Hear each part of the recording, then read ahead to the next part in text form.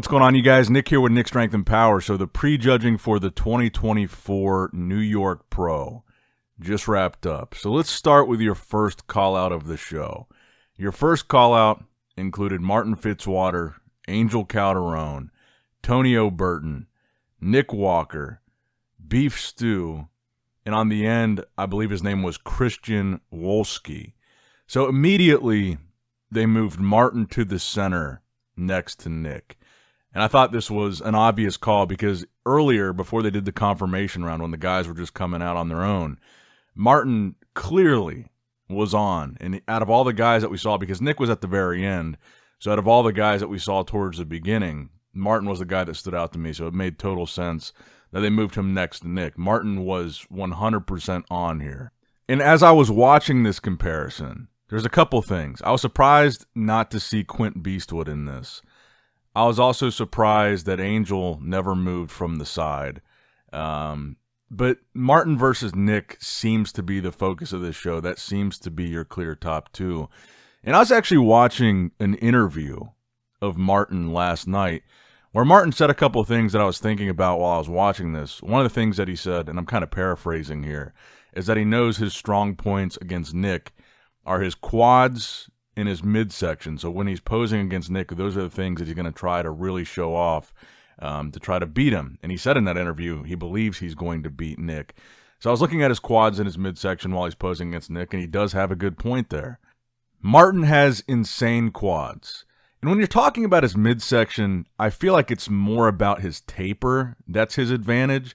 Because honestly, when they go down to the crunched abs, Martin doesn't have that deep or separated of abs. So that's something I would even compliment of Nick's, is when Nick does crunch down, he's got big, deep separated abs. Martin kind of has like more of a four-pack when he crunches down, but it's when he pulls that vacuum, and it's when he really expands in a pose like the front double bicep or an abs and thighs and shows off the taper that he's got. I think that's more of his strong point. Then quads, I feel like his quads are almost, bigger than Nick's. And there's another thing that Martin said in that interview that I had in the back of my mind while I was watching this. Martin said, obviously there's a clear size difference between Nick and Martin. Nick is crazy muscular. He's a freak.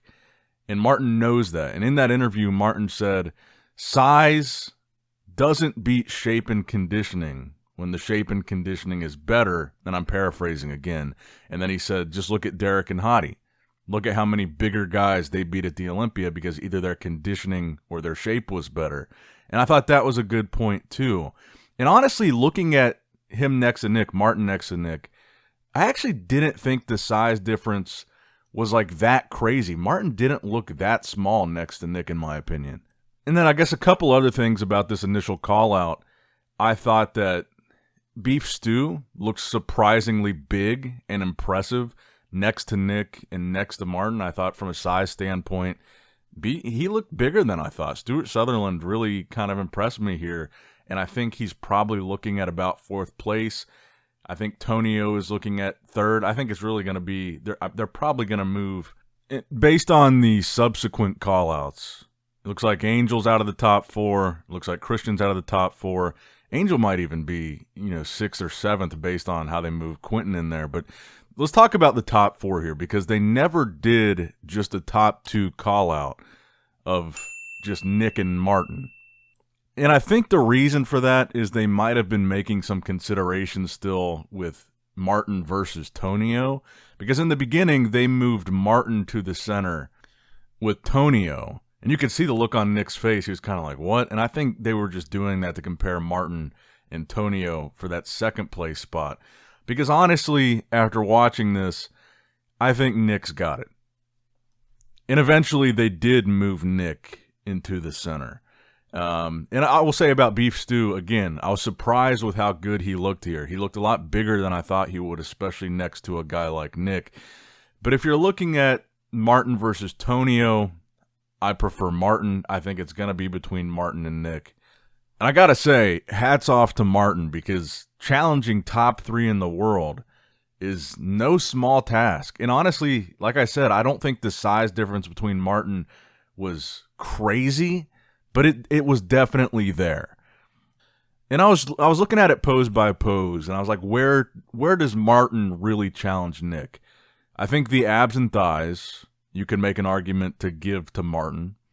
I think the front lat spread, one of Nick's weakest poses, you could make the argument to give to Martin.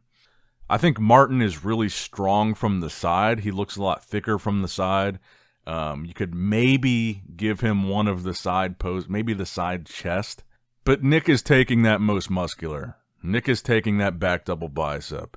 Nick is taking the back lat spread. Nick is taking the front double bicep. He's got the best biceps on that stage regardless of the midsection.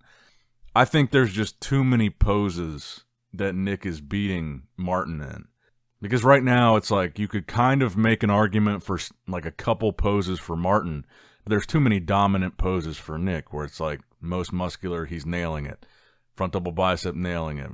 Back double bicep, etc. And I think Nick got better as the prejudging went on. I feel like he got harder. And I don't know if I was imagining this or not, but I feel like Martin faded a little bit towards the end. But right now, I would have this Nick winning, Martin in second, Tonio third, and Beef Stew in fourth is the way it looks to me right now. Would I say this is the best Nick we've ever seen? No. Do I think he looked significantly better than he looked at the Pittsburgh Pro guest posing? Absolutely. Do I think the midsection was still noticeably worse than it has been in the past? Yes, but do I think he controlled it well? Also, yes. He controlled it a lot better here, I felt, than at the Pittsburgh Pro. And I really feel like this was a fantastic top four. And I think Nick was still pushed probably more than he expected to be pushed here. This was a really solid top four. You had like over 20 guys in this lineup.